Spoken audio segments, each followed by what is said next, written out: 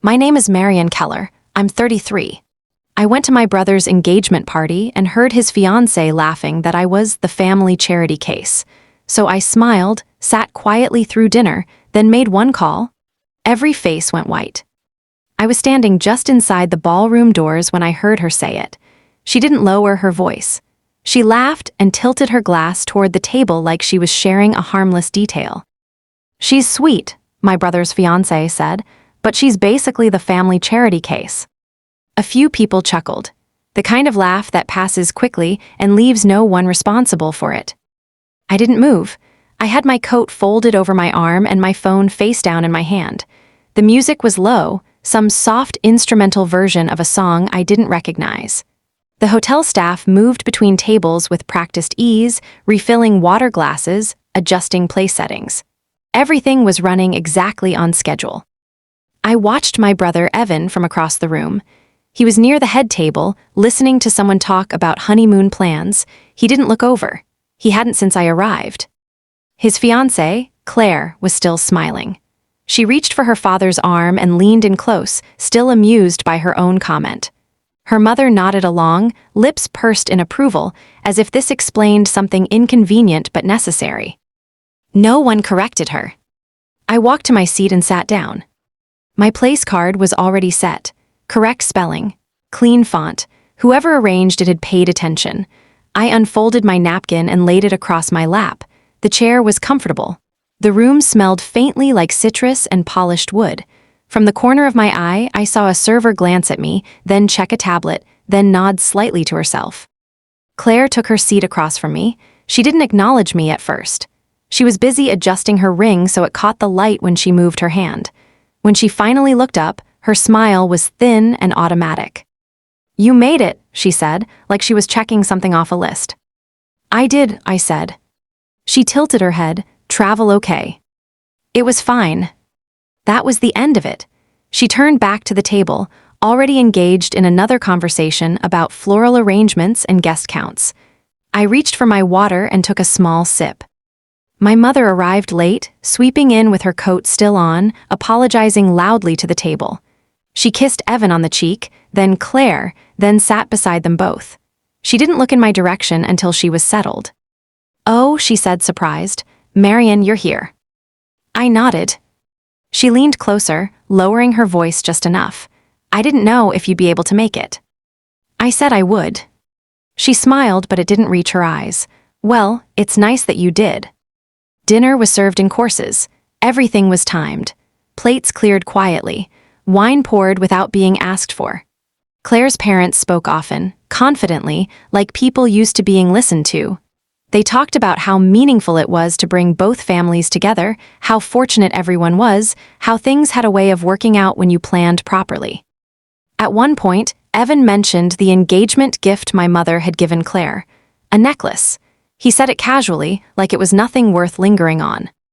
"Mom wanted it to stay in the family," he said. "She thought Claire should have it now." Claire touched her collarbone instinctively, though she wasn't wearing it. "It's beautiful," she said, "so generous." My fork paused halfway to my mouth. I set it down carefully. The room felt warmer than before, or maybe I was just more aware of it. I excused myself after the main course and stepped into the hallway outside the ballroom. The carpet was thick and muted, the lights dimmer. I leaned against the wall for a moment, not because I needed to, but because it gave me a clear view down the corridor. That was when I heard Claire's father on the phone. He was a few steps away, near a framed abstract painting, his back turned. He wasn't whispering. He sounded relieved. "Yes," he said. "That's why this has to go through. They've got resources. More than they let on, the money's there." He laughed softly. "We wouldn't be here otherwise." I stayed where I was until he finished the call and walked past me without looking. Then I went back into the ballroom and returned to my seat. Claire glanced at me as I sat down, her eyes narrowing just slightly, like she was reassessing something. I met her gaze and smiled, the same polite expression everyone else had been using all night. I reached into my bag under the table and felt for my phone. I didn't turn it on yet. I didn't need to. I just needed to remember what I'd heard. Claire became more attentive after that.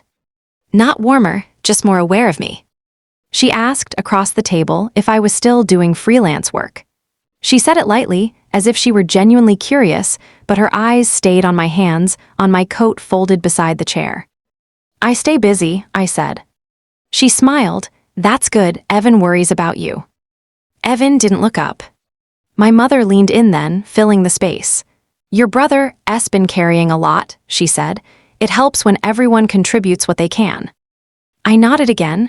I had done that my whole life. Nodded, listened, stayed agreeable enough that no one felt the need to clarify what they meant. Across the table, Claire's mother asked if I was still living near the interstate. She couldn't remember the town name. She didn't try very hard. When I answered, she said, well, it must be nice to be flexible. I let that sit. The conversation shifted, as it always did, back to the wedding. Venues, guest lists, budgets spoken about in rounded numbers, like estimates rather than realities. Claire's father talked about how important stability was, how families should support one another during transitions. He raised his glass slightly in my direction when he said it. Not a toast, just a gesture. Claire leaned closer to me while the others were distracted, her voice low. You don't mind all this talk, do you? I looked at her. About the wedding. No, she said, about money. I took a slow breath. It's your engagement party. She smiled, satisfied. Exactly. When the plates were cleared again, she stood and asked if I could help her in the powder room. It wasn't a request. My mother watched us go, her expression unreadable.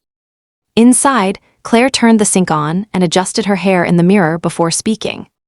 I know you send money home, she said, still focused on her reflection. Evan told me. I didn't respond. She finally looked at me then. It's generous, trying to buy your way back in. I met her eyes in the mirror. Is that what you think? She shrugged. I think it's a little sad, but harmless, as long as you know your place. The water kept running between us. She turned it off herself and smiled again, that same smooth, confident expression. Back at the table, Evan avoided my gaze completely. My mother asked Claire if she'd seen the necklace yet. Claire shook her head and said she'd wear it at the rehearsal dinner. My mother looked pleased, like something had finally landed where it belonged. I finished my drink and set the glass down carefully. When dessert arrived, my phone buzzed once in my lap. I didn't look at it right away. I waited until the server had stepped away, until the conversation had moved on again, until no one was watching me closely. Then I glanced down. It was a message confirming that someone had received my request. Nothing else yet. I slipped the phone back into my bag and folded my hands on the table, listening as Claire's father began talking about timing. About how some things had to happen quickly once they were set in motion. I stayed quiet. The speeches were scheduled to start after dessert. That was the first time I checked my phone properly. I stood from the table as if to take a call and stepped into the corridor again, keeping my pace unhurried. The hallway was quieter now. Most of the guests were still seated, waiting for the lights to dim and the music to change. I scrolled once. The reply was short, a name, a confirmation, and a note that more would follow soon. I didn't respond. When I turned back toward the ballroom, I saw my mother standing near the doorway, her arms folded, watching me. Everything okay? She asked. Yes. She hesitated, then lowered her voice. Claire mentioned you've been helping out financially. I looked at her. Did she? Well, my mother said, straightening her jacket, it's kind of you, but you don't need to overextend yourself. Your brother has things under control now. I nodded again. I know. She seemed relieved by that. She patted my arm once quickly and went back inside. The lights dimmed as I returned to my seat. A staff member adjusted the microphone at the front of the room. Claire squeezed Evan's hand, smiling brightly. Her parents exchanged a look that read as satisfied. The first toast began. It was light, harmless, stories from childhood, laughter in the right places. I listened without reacting, my attention split between the speaker and the steady weight of my phone in my bag. Between speakers, Claire leaned toward me again. You've been very quiet tonight, she said. I hope you're not uncomfortable. I'm fine. She tilted her head. You know, after the wedding, things will change, roles get clearer. That's usually for the best. I held her gaze. Sometimes. She smiled and turned away. The next toast was from her father. He stood slowly, buttoned his jacket, and took the microphone with both hands. He thanked everyone for coming, talked about unity, about opportunity, about how fortunate Evan and Claire were to be surrounded by people willing to support them. As he spoke, my phone vibrated again. Once, then stopped. I didn't look at it, not yet. I watched his face instead, the ease in his posture, the confidence, the assumption that everything in the room was moving in the direction he expected. When the applause started, I reached into my bag and turned my phone face up. There were attachments now. I stood as the room quieted again, not toward the microphone, just enough to step out from behind my chair. I caught the eye of one of the event coordinators near the wall. She recognized me immediately and gave a small, questioning nod. I nodded back. That was all it took. I didn't always notice patterns while I was inside them. It took distance for things to line up. When I left home at 19, it wasn't dramatic. There was no argument. My mother helped Evan pack for college the same week I loaded my car with what fit and drove out before dawn. She hugged me at the door and reminded me to call when I got settled. She didn't ask where I was going. After that, I became easy to forget until something needed doing. If a bill was late, my name came up. If there was a gap, rent, insurance, a repair that couldn't wait, I got a careful message asking if I could help a little. I never sent money directly to Evan. I sent it to my parents. Quiet transfers, no notes, I didn't want it discussed. Somewhere along the way, the story changed. Evan became the responsible one, the steady one, the one holding things together. My mother said it often, especially in front of other people. I let her. It seemed simpler. There was one moment that stuck with me more than the rest. My grandmother had taken me aside years earlier, pressed a small velvet box into my hand, and told me it was meant for me someday. She said it plainly, no ceremony, just certainty. When she passed, the box disappeared. No one mentioned it again. I didn't ask. At the engagement dinner, when Evan mentioned the necklace, no one looked at me. Not because they were hiding anything, because it genuinely hadn't occurred to them that it might matter. That was the pattern. I stayed useful as long as I stayed invisible. I noticed it again when Claire entered the picture. She assessed quickly what I wore, how I spoke, where I sat. She understood hierarchy instinctively. Once she decided where I belonged, she stopped editing herself around me. By the time she told me I was harmless, she believed it. Back in the ballroom, applause faded and chairs shifted as the next speaker prepared to stand. The event coordinator moved closer to the AV station, her posture changing slightly, alert now. Across the room, Claire's father cleared his throat and adjusted his grip on the microphone. I sat back down and folded my hands in my lap. Everything I needed to know was already there. Claire caught me as soon as the next round of applause died down. She didn't raise her voice. She didn't need to. She leaned in close, her smile fixed in place, her hand resting lightly on the back of my chair as if we were sharing something private. I think we should clear the air, she said. I looked up at her. About what? She glanced toward the head table, then back at me. About expectations, going forward. I waited. She straightened slightly, still smiling. Evan doesn't like feeling pulled in different directions. And with the wedding coming up, it's important that things stay simple. I nodded once. Her eyes narrowed just enough to register it. You've been very generous with my future in-laws, she continued. But generosity can get confusing when it blurs boundaries. Does it? I said. She tilted her head again. You don't want anyone thinking you're trying to insert yourself where you don't belong. I let that sit between us. Across the table, Evan was laughing at something her mother had said. He didn't look over. He hadn't noticed we were talking. Claire lowered her voice further. You should probably step back after tonight. Let us handle things. It's healthier for everyone. I reached for my water and took a sip before answering. If that's what you think. She exhaled, visibly relieved like she'd resolved something difficult. Good, I knew you would understand. She squeezed my shoulder once, light, patronizing, and moved away. A few minutes later, her mother approached, holding her dessert fork like a pointer. Claire tells me you're very adaptable, she said. That's such a useful quality. I smiled politely. And you don't mind keeping things low-key, she added. Not everyone needs to be involved. No, I said, not everyone does. She seemed satisfied with that and drifted back to her seat. The room shifted again as another speaker stood. The lights warmed slightly. The hum of conversation softened, attention funneling forward. My phone buzzed in my bag. This time I looked. There was a message waiting. No commentary. Just confirmation that what I'd asked for had been verified and that there was more than initially expected. I locked the screen and slipped the phone away. At the front of the room, Claire's father smiled broadly and adjusted the microphone, preparing to speak again. Claire watched him with open pride, her posture relaxed, secure in the direction she believed the night was heading. I stayed seated, hands folded, listening. The boundaries had been drawn. The second message came through while Claire's father was still speaking. I didn't react outwardly. I didn't need to. I let the phone rest in my palm under the table, the screen dimmed, the vibration already gone. The information was clean, sourced, cross-checked. It filled in gaps I hadn't known were there. I stood again, this time without pretending to take a call, and moved toward the side of the room. The event coordinator was already there, her attention divided between the speaker and the control panel beside her. When she saw me approach, she stepped closer. Not yet, I said quietly. She nodded once, understanding without asking.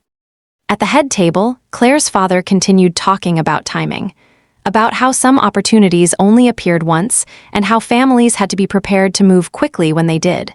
His words were smooth, rehearsed. They landed easily with the room. Claire watched him closely, her smile steady. Evan leaned toward her, murmuring something I couldn't hear.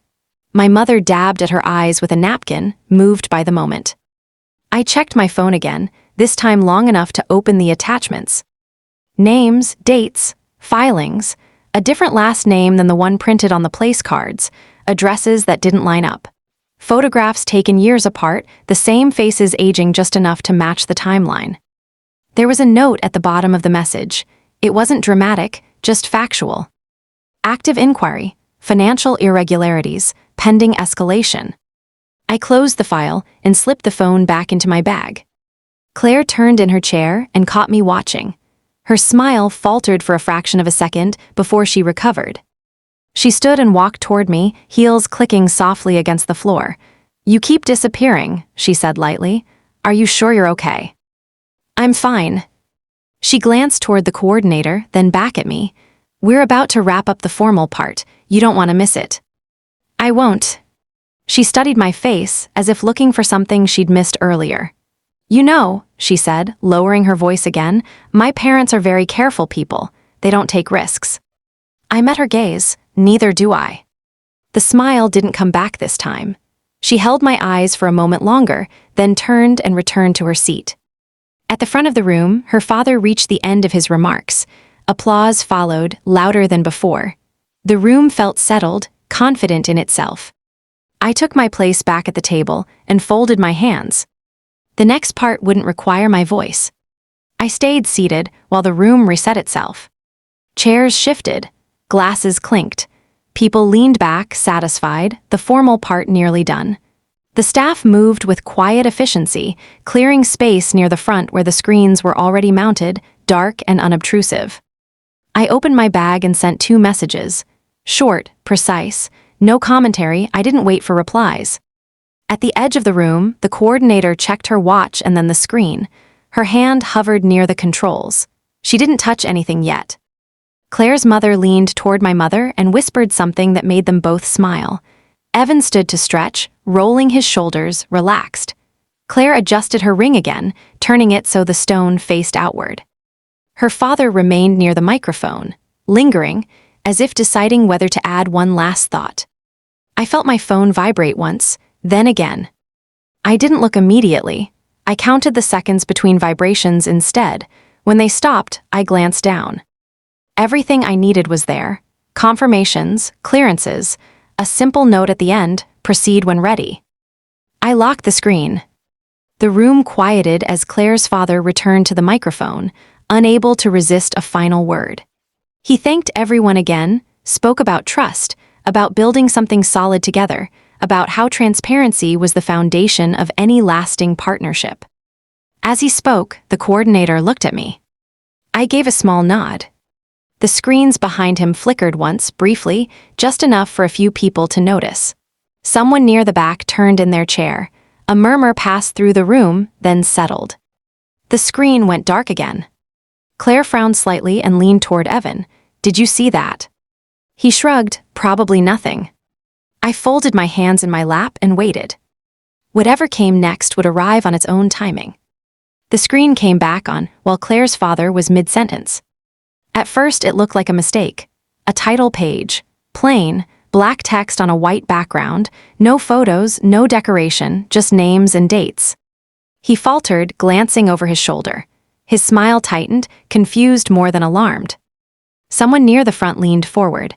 A chair scraped softly against the floor. The next slide appeared without sound, then another. Addresses, business filings, a different surname highlighted in bold, court stamps in the corners. The room didn't react all at once. Confusion came first, people blinking, turning to one another, whispering. Claire stood up. "What is this?" she said too loudly. Her father lowered the microphone, his eyes fixed on the screen now. His mouth opened, then closed again. He stepped away from the podium as if to get a better look, but the details followed him. New pages, new records, dates stretching back years. Someone laughed nervously. Someone else said, "Is this part of the presentation?" The laughter didn't spread. Claire's mother had gone very still. Her hands were flat on the table, fingers splayed. Evan looked between the screen and Claire, his face empty, trying to catch up. The coordinator stood beside the controls, unmoving. The final image settled on the screen, a photo taken years earlier. Same face, same eyes, a different name beneath it. The room shifted then, not noise, weight, the collective understanding that something was wrong and not fixable. Claire turned, scanning the room, her gaze landing on me. "You did this," she said. I stood slowly, not toward the front, just enough to be seen. Her father took a step back, then another, bumping into the table behind him. "This is absurd," he said, his voice breaking through the quiet. "There's been some mistake." No one answered him. Two uniformed officers entered through the side doors. They didn't hurry. They didn't speak at first. They approached with the calm certainty of people who already knew where they were going. Claire's mother reached for her husband's arm. He pulled away. "This isn't over," Claire said, her voice sharp now. "You don't know who you're dealing with." One of the officers asked her father to step aside. He hesitated, then complied.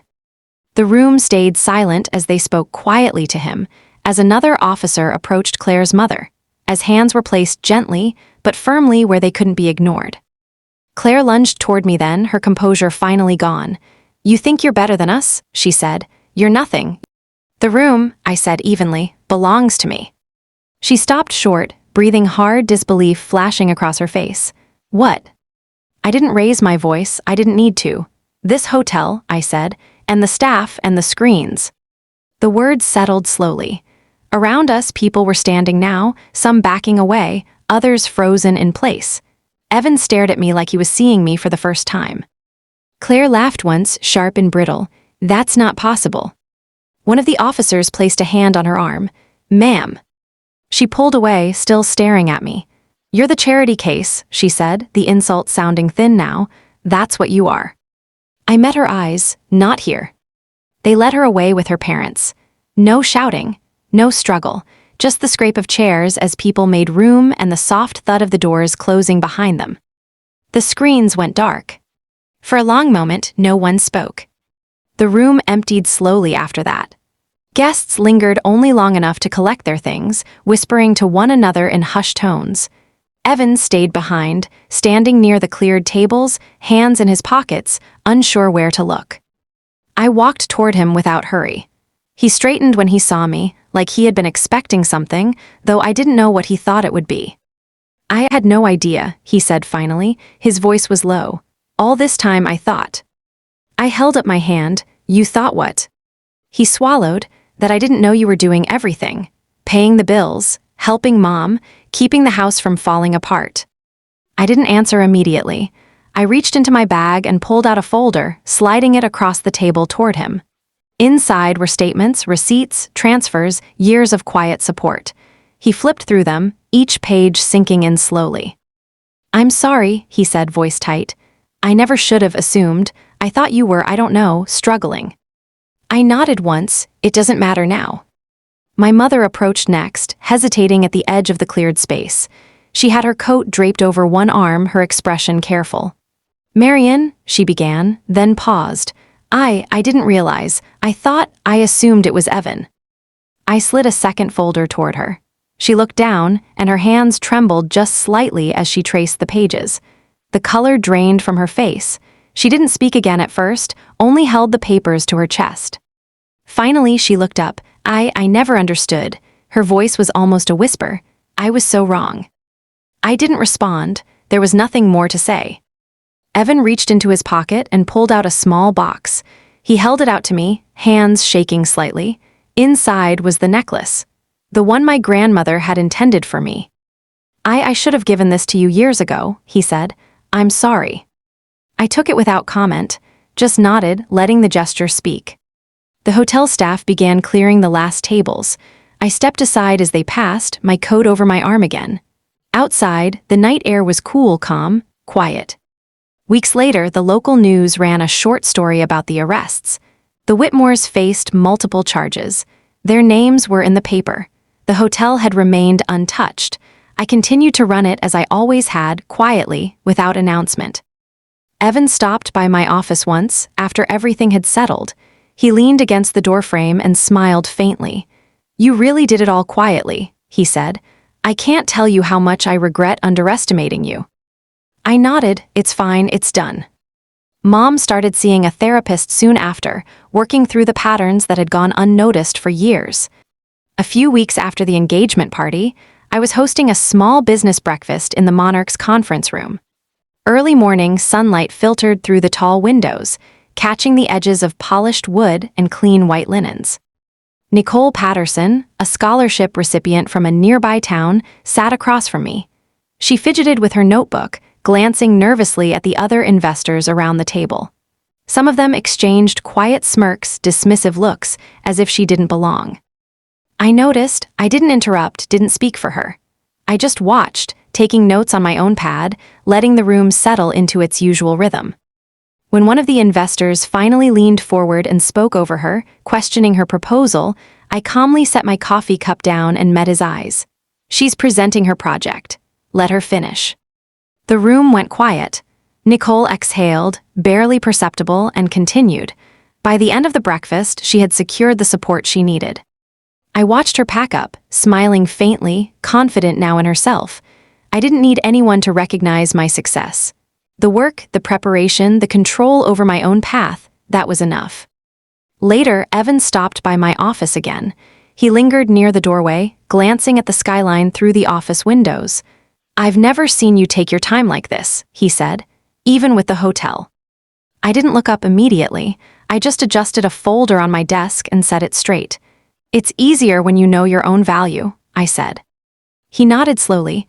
"I'm still sorry for everything before, but I see now." I didn't respond further. The records, the hotel, the decisions I made, they spoke for themselves.